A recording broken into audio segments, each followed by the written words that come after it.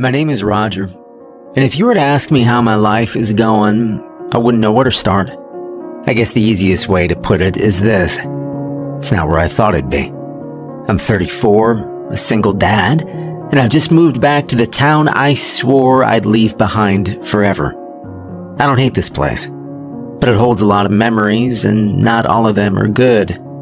My son Finney and I are living next door to my parents, in the old house I grew up in. It's small, but it's enough for the two of us. Finney's the only thing in my life that really makes sense anymore. He's 5, with the kind of energy that could power a city. He's obsessed with his stuffed clownfish. The thing's old and ragged now, but he won't go anywhere without it. He calls it Big Finn, because of its oversized fins, and honestly, it's the cutest thing. Sometimes, I catch him talking to it like it's his best friend. Kids have a way of finding joy in the smallest things, don't they? I wish I could be more like that. I wasn't always like this. Quiet, tired, frustrated. Back in high school, people used to say I was the guy who had it all figured out. Got good grades, made the football team, and even dated Sarah, the prettiest girl in town. I thought life was this big, bright thing just waiting for me to grab it. But that was a long time ago. Now, Sarah's gone. Cancer took her 2 years ago, and I'm just trying to figure out how to keep going.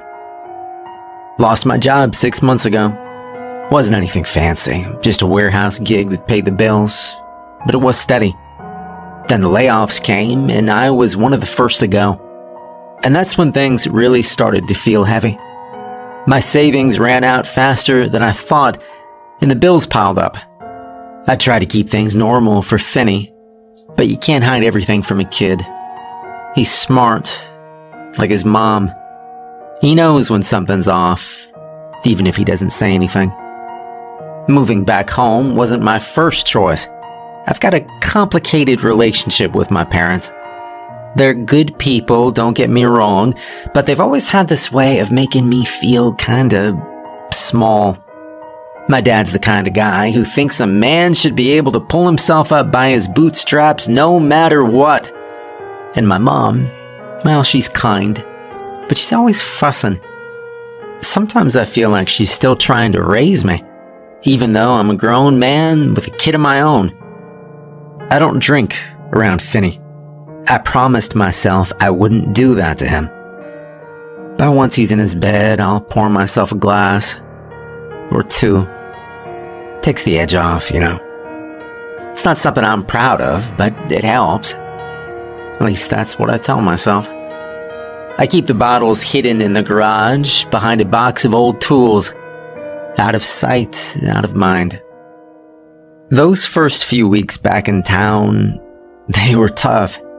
The house smelled like it'd been closed up for years, even though my parents said they'd kept it clean. I spent the first few nights lying awake, staring at the ceiling, trying to ignore the creaks and groans of the old place. It felt strange being back in my childhood bedroom, especially with Finney sleeping in the room next door. He didn't seem to mind though. To him, it was all one big adventure. One thing about small towns is that everyone knows everyone's business. I couldn't go to the grocery store without running into someone I used to know. They'd ask the same questions. "Have you been, Roger? What brings you back?" I'd give them the same polite answers. "I'm doing fine, just needed a fresh start." Nobody pushed too hard, but I could see the pity in their eyes. I spent a lot of time fixing up the house, gave me something to do, kept my hands busy. The roof needed patching, the sink in the kitchen leaked, and the front door was sagging in the middle. My dad came over a few times to help, but mostly he just supervised, offering advice I didn't ask for. I bit my tongue and nodded along. Wasn't worth the fight. I will tell you this. Life is not easy, but I'm trying. Every day, I wake up and remind myself why I'm doing this. For Finney. For his future. He deserves a good life. Better than the one I've been able to give him so far. I don't know what's waiting for us here, but I'm hoping it's something better. something worth staying for. For now, that's enough. At least I'm trying to make it enough. Life in town didn't come with a lot of opportunities, but I tried my best. I'd drive around, filling out applications at every place that had a help wanted sign in the window. Grocery stores, hardware shops, even the diner where I used to take Sarah on dates. Didn't matter. I just needed something steady, something that would let me keep the lights on and food on the table. But nobody was hiring, at least not full time. It's just slow right now, they tell me. Try again in a month or two. A month or two felt like forever when you got bills piling up. I didn't have the luxury of waiting around. That's when I started picking up odd jobs. A neighbor needed his gutters cleaned. A guy on the other side of town had a lawnmower that wouldn't start. Somebody else wanted help moving furniture into storage. The work wasn't steady, and it wasn't always enough, but it was something. Every morning, I'd check the community bulletin board at the coffee shop or ask around to see if anyone needed help. Some days, I'd get lucky and find a few hours of work. Other days, I'd come up empty and spend the afternoon worrying about how I'd make ends meet. The hardest part wasn't the work. It was leaving Finney behind. I didn't like the idea of him being alone, but I didn't have much of a choice. My parents lived right next door, and my mom was happy to come over and keep an eye on him. At least that's what she called it. Most of the time, she'd park herself in the recliner in the living room, turn on the Golden Girls, and doze off halfway through an episode. "Don't worry about a thing, Roger," she'd say.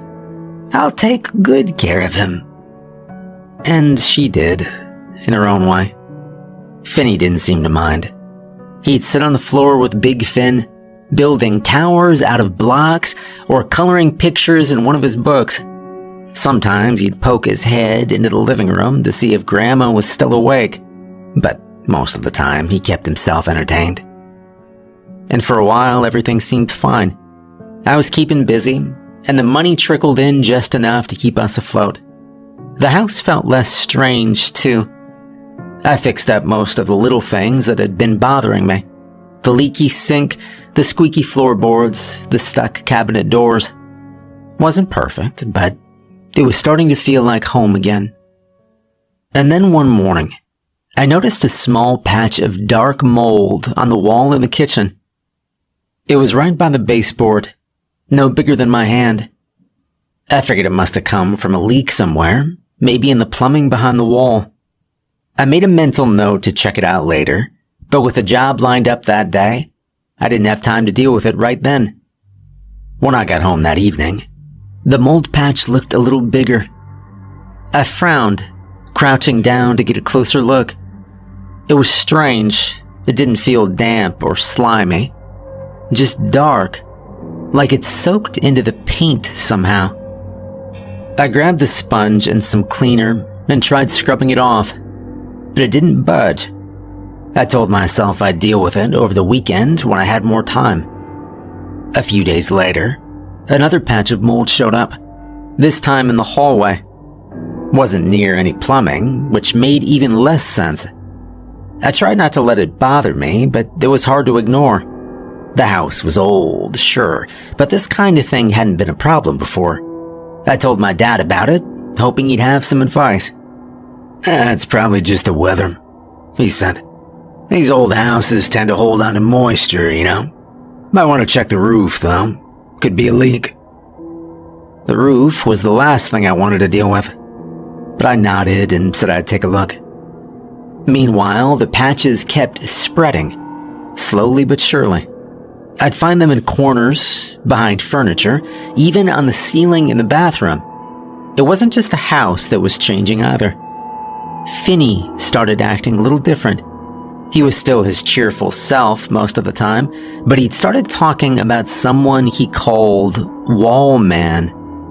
"Wallman said Big Finn needs a bath," he announced one afternoon while I was fixing a wobbly chair. "Wallman?" I asked, glancing up from my work. "He's my new friend," Finney said matter-of-factly. He lives in the walls." I forced a smile. "Oh, yeah? Okay, what does Wall Man look like?" Finney shrugged. "I don't know. He doesn't come out. He just talks to me when I'm playing." I chuckled, though it didn't feel natural. Kids and their imaginations, right? Still, something about it made me uneasy. Maybe it was the way he said it, like it was the most normal thing in the world. "Wall Man doesn't bother Grandma," Finney added. "He only talks to me." I ruffled his hair, trying to brush it off. "Well, tell Wall Man to be nice, okay?" "Okay, Daddy," he said with a grin. And just like that, the conversation was over. Not long after, things started to change. Against all odds, I landed a steady job. Wasn't glamorous, stocking shelves at the local hardware store, but it was a paycheck. That was more than I'd had in months. The hours were long and the pay wasn't great, but it felt good to have somewhere to go every day. It felt normal, like I was getting back on track. The downside was I wasn't home as much. Most days, I didn't get off until late in the evening. I'd come back to find my mom snoozing in the recliner, the TV humming quietly in the background. She and Finney had their little routine. They'd bake something in the afternoon, usually a pie or cookies, and she'd let him eat as many as he wanted. There was always a half-eaten pie on the counter when I got home, crumbs scattered everywhere, and Finney waiting up to tell me about his day. He was always excited, bubbling over with stories about his imaginary friend, Wall Man. "Wall Man says there's a secret room under the stairs," Winnie said one night, his eyes shining as he clutched Big Finn. I ruffled his hair. "Secret room, huh? You find it?" "No, but Wall Man says it's there. He told me about it when Grandma fell asleep," he said. "Wall Man knows a lot of things." I smiled, trying to play along. "Oh yeah? What else does he know?" "He knows about the kids who used to live here," Finney began. "There were 3 of them. A boy named Charlie, a girl named Rosie, and another boy, but Wall Man says I'm not supposed to say his name." I froze for a moment. "Charlie and Rosie, huh? Grandma tell you about them?" Finney shook his head. No, Wall Man told me. Charlie had a red wagon, and Rosie liked to draw pictures of flowers. She didn't like pink, though. She liked purple." It was the kind of detail that made me pause. Finney was creative, sure, but the things he described felt specific. Too specific for a 5-year-old who'd never heard any stories about this house before. Still, I brushed it off. Kids have wild imaginations, I told myself. Probably just a mix of things he'd overheard and some things he'd made up. "All right, Finney," I said, kissing the top of his head. "Time for bed, buddy." He pouted but didn't argue. "Night, Daddy. Night, Big Finn." The days turned into weeks, and life settled into a routine. I'd wake up early, get Finney fed and dressed, and then head off to work. Mom would come over in the afternoons, and they'd bake or play games until I got home. Finney seemed happy. For a while, so was I. But little things started happening around the house. At first, it was easy to ignore. A mold patch appeared on the living room wall, just like the ones I'd scrubbed off in the kitchen and hallway. I cleaned it as best I could, but within a few days it was back. Then more spots showed up, creeping along the baseboards and up toward the ceiling. Probably just the humidity, I muttered to myself, though deep down I wasn't sure. Finney, meanwhile, was talking to the walls more often. I'd catch him in his room, sitting cross-legged on the floor, whispering to no one in particular. "What are you doing, bud?" I asked one evening. I'm talking to Wall Man, he said without looking up. He says the walls are full of old things. Old things, huh? Like what? Bones, he said matter-of-factly. He says animals used to live in here, and now their bones are still hiding. I laughed nervously. That's interesting, Finney. But you know there aren't any bones in the walls, right? He shrugged. Wallman says there are. I didn't think much of it at first. Kids say strange things all the time. But a few days later, I opened the cabinet under the kitchen sink and froze. Tucked in the corner, behind a stack of cleaning supplies, was a small pile of bones.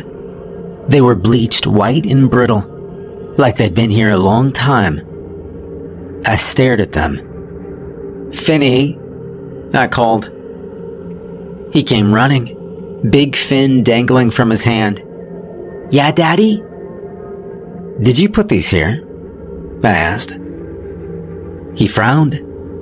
No, Wallman says he doesn't need them anymore. My mouth went dry. Finney, we've talked about making up stories, haven't we? These aren't toys. Don't touch them, okay? He nodded solemnly. Okay, Daddy. I gathered the bones in an old rag and threw them out in the garbage can outside. I told myself they were probably just leftovers from some animal that got into the house years ago. Still, the whole thing left me feeling unsettled. Over the next week, I found more bones. They were always in odd places, stuffed in the corner of the coat closet, hidden inside an old shoebox in the basement, even tucked into one of my boots. Each time I'd throw them out, telling myself there had to be a logical explanation. Maybe they'd been here all along, and I was just now noticing them because the house was old and falling apart. But it was hard to shake the feeling that something wasn't right. The mold patches kept growing too, spreading across the living room walls like dark, creeping veins. No matter how much I scrubbed, they always came back. And Finney, he kept talking about the wall man. He'd tell me about their conversations, about the secret places in the house, and the kids who used to live here. Wall man says Rosie's flowers are still here, he said one night while I was tucking him in. I frowned. What flowers, buddy? The ones she drew. Wall man says they're hiding under the floor. I forced a smile. All right, that's enough stories for tonight, okay? Time to get some sleep. Okay, Daddy, he said, yawning. Good night. I closed his door softly, but the uneasy feeling that'd been gnawing at me all week didn't fade. I tried to push it aside, telling myself I was just tired. But no matter how much I wanted to believe that, this house had a way of reminding me that something was not right. The mold was the worst of it. What had started as small patches had grown into something I couldn't ignore. It wasn't just creeping along the walls anymore. It was almost taking shape.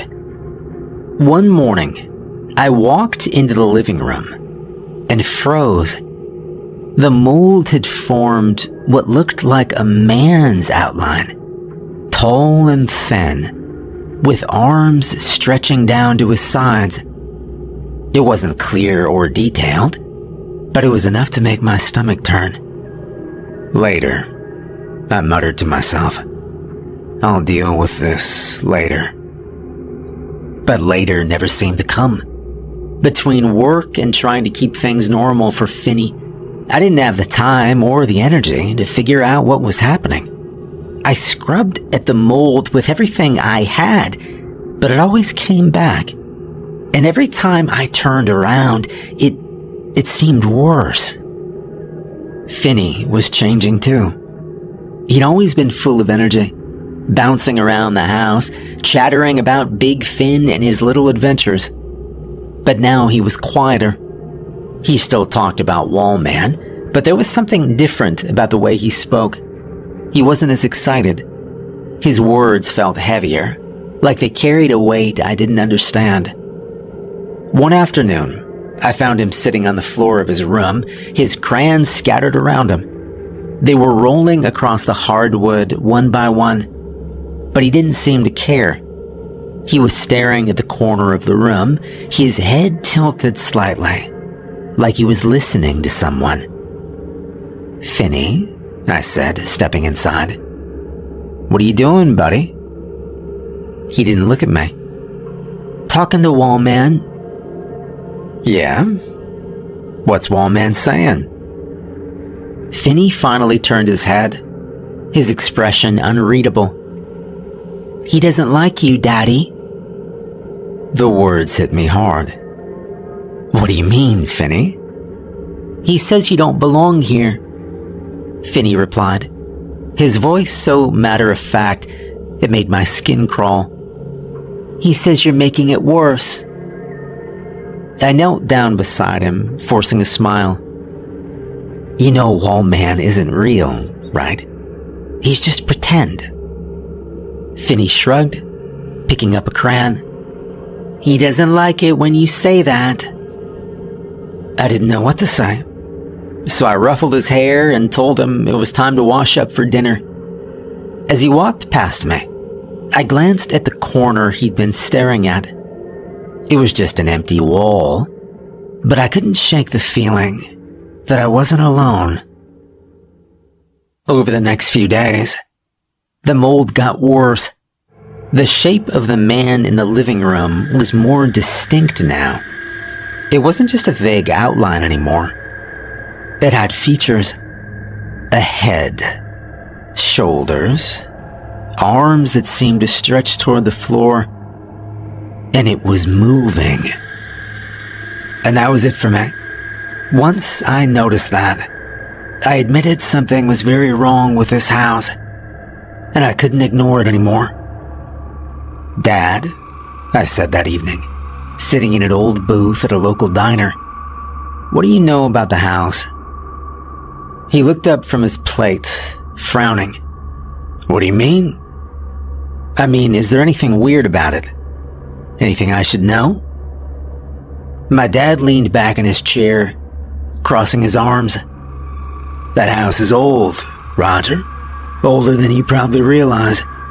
It was built back in the 1800s, long before your grandparents bought it." "Why are you asking?"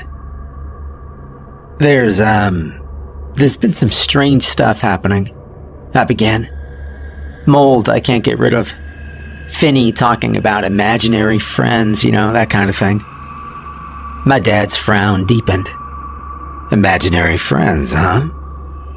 "Yeah," I said. "He calls it Wallman."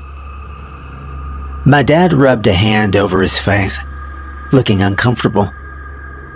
"You ever hear the name Robert Brandy?" I shook my head. "No. Should I have?" "Maybe," he said. "Brandy used to own that house. That was back in the 1930s, 40s. Folks around town, they said it wasn't right in the head. There were rumors about him. Bad ones." "What kind of rumors?" I asked. My dad hesitated, then leaned in closer, lowering his voice like someone might overhear. "People said he killed folks. Travelers, mostly. Hobos and drifters who passed through town. Back then, nobody kept track of that kind of thing. There weren't any forensics, no internet. If someone went missing, it was just forgotten." I stared at him. "And they think he buried them in the house?" I asked. "That's what people said," my dad replied. "In the walls, under the floorboards. But they couldn't prove anything. When Brandy died, they didn't find any bodies, just stories." I felt like the air had been sucked out of the room. "Why the hell didn't you tell me this?" I didn't think it mattered," he said. "The house has been in the family for decades. Nobody's ever had any problems with it." Until now, I thought. I got up from the table, my hands shaking. "I need to go." "Roger," my dad called after me. "Don't go scaring yourself over old ghost stories. That house is just a house." I didn't answer him. As I drove back home, all I could think about was Finney. The mold, the bones, the things he'd been saying, and the wall man. The drive back home felt like it took forever. My dad's words echoed in my head, but all I could think about was Finney. When I pulled into the driveway, something felt off. The house was too quiet. Normally, I'd see my mom through the front window, snoozing the recliner, the glow of the TV casting a warm light.